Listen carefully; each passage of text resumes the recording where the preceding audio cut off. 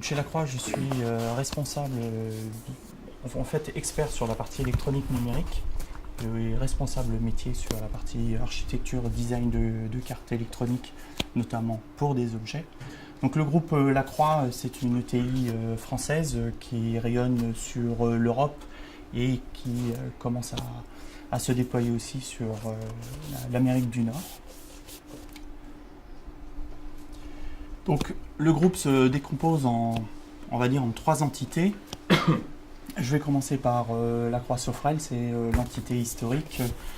C'est une entité qui a ses produits propres, qui développe pour la gestion des réseaux d'eau, d'énergie, des grandes métropoles. Voilà, les distributions de l'eau, ils ont toute la partie visualisation, les produits, et du coup ils ont effectivement pas mal d'objets qui utilisent le réseau GSM pour remonter des informations de pression, de débit dans les canalisations, mais aussi pouvoir piloter les vannes, détecter les fuites et ce genre de choses. L'autre entité, c'est Lacroix City, qui historiquement est connue pour ses panneaux de signalisation, mais aujourd'hui intervient aussi sur tout ce qui est les réseaux d'éclairage public, la gestion des feux tricolores dans les carrefours, les radars pédagogiques que vous pouvez trouver à l'entrée des villes, les panneaux à messages à affichage variable qu'on trouve au-dessus des autoroutes, et d'autres technologies aujourd'hui qui arrivent avec les véhicules connectés entre eux, mais surtout connectés aux infrastructures. Et puis Lacroix Electronics, qui est ce qu'on appelle un EMS. Un EMS, c'est une entreprise qui fabrique les cartes électroniques pour des clients. Donc c'est la plus grosse partie de l'entité. Et dans cette partie-là, on a des bureaux d'études qui apportent un service de design à nos clients. Donc je vais aborder la partie sécurité par design plutôt au niveau de l'objet. On peut passer à la suivante. Donc je vais vous rappeler l'écosystème en fait qu'on trouve classiquement d'un objet. Donc l'objet que l'on trouve ici, il va se connecter à un environnement aujourd'hui qu'on appelle cloud pour y pousser tout un tas de données nécessaires. Les utilisateurs, donc aujourd'hui avec des applications smartphone ou d'autres par page web, vont se connecter directement sur le cloud pour pouvoir avoir accès à leurs informations, pour pouvoir piloter les objets. Mais pour faire ce lien, aujourd'hui on va trouver deux grandes architectures qui couvrent la partie centrale qu'on appelle infrastructure. La première, qui utilise des réseaux en général de type long range, qui passent par des base stations. Donc là, on trouve classiquement le GSM, mais il y a aussi les technos aujourd'hui dont on entend parler, qui est le Sigfox et le LoRa, sous forme de réseaux opérés. Ou il y a un autre chemin possible qui met en œuvre en général des réseaux de plus courte distance, et du coup l'accès au réseau internet se fait à travers de ce qu'on appelle des gateways, des passerelles. Donc dans cette partie-là, entre la partie gateway ou base station vers le cloud, aujourd'hui, c'est des technologies qu'on considère matures, qui sont mises en œuvre depuis maintenant pas mal d'années. Il n'y a qu'un seul protocole en réalité qui couvre, c'est du TCP/IP avec différents protocoles par-dessus, mais on va dire que c'est robuste, les gens connaissent bien, c'est bien normé. En général, si on respecte les règles, on arrive à un niveau de sécurité plutôt élevé. De l'autre côté, c'est bien plus compliqué que ça parce qu'il y a beaucoup de réseaux, de protocoles de communication différents sur des réseaux différents. Vous trouvez les réseaux propriétaires, les réseaux de communication qui passent par des bandes libres de droit, etc. Donc à ce niveau-là, il n'y a pas vraiment d'état de l'art, il n'y a pas vraiment de normes, et en plus, les objets, effectivement, comme ça a été dit précédemment, ils sont petits, ils ne consomment pas beaucoup, ils ont des limitations en ressources, et assez souvent, le canal d'échange de données est limité aussi. Donc, juste effectivement, et ça rappelle aussi ce que vous disiez, la passerelle effectivement est un point faible. Parce souvent les gens mettent en place des objets connectés à travers des passerelles qui vont peut-être acheter et sur lesquelles ils n'ont pas forcément un contrôle complet, où les aspects de sécurité, surtout de mise à jour de sécurité, ne sont pas forcément mis en œuvre lors de l'exploitation de ce type de produit. Donc effectivement, c'est à considérer comme un maillon faible. Et ce qui est important, effectivement, c'est de créer une chaîne de confiance entre le device et le cloud. Donc les enjeux de la sécurité, pourquoi faut-il sécuriser son objet? Effectivement, il faut empêcher l'accès des informations critiques. Ces informations critiques, c'est des données propres à l'utilisateur, voire des données propres au réseau qui permettent de se connecter au réseau. C'est d'empêcher la copie de l'objet. Derrière, il y a des risques de contrefaçon. Ou ce qui a été cité aussi avec le cas bien connu des caméras de vidéosurveillance, c'est d'empêcher de transformer tout simplement son objet en arme pour faire des attaques massives. Quels sont les risques?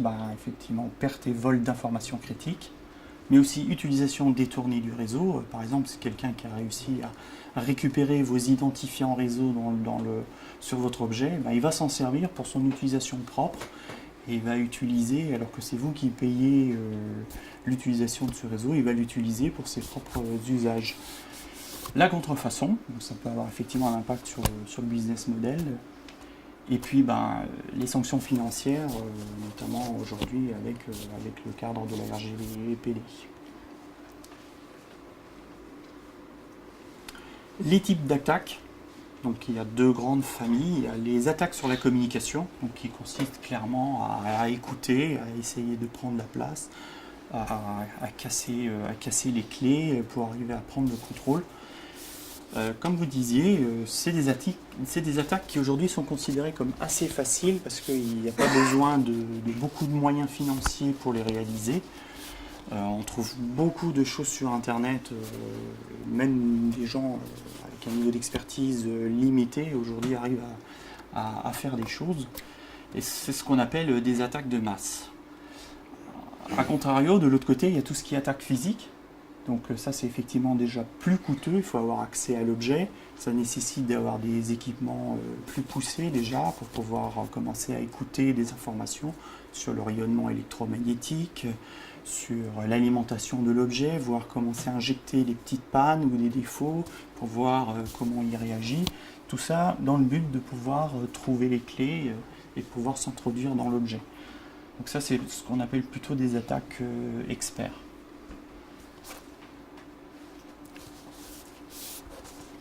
Donc, ce qu'on appelle la vision de la sécurité, effectivement, c'est les différents éléments à prendre en compte pour pouvoir construire un objet sécurisé.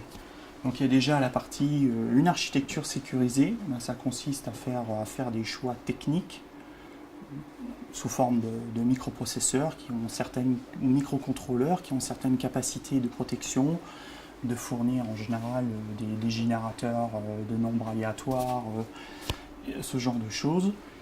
Mais associé à ça, il faut effectivement aussi du logiciel sécurisé qui a été validé, mais qui sache notamment ce qu'on appelle la partie bootloader. Donc c'est le premier morceau de logiciel qui est exécuté sur un objet et celui-ci doit vraiment être sécurisé, inaliénable normalement dans un objet, et c'est aussi lui qui va pouvoir vérifier que la suite des choses qui sont à faire, donc notamment exécuter le firmware, faire sa mise à jour ou la mise à jour des mots de passe se fasse de manière sécurisée.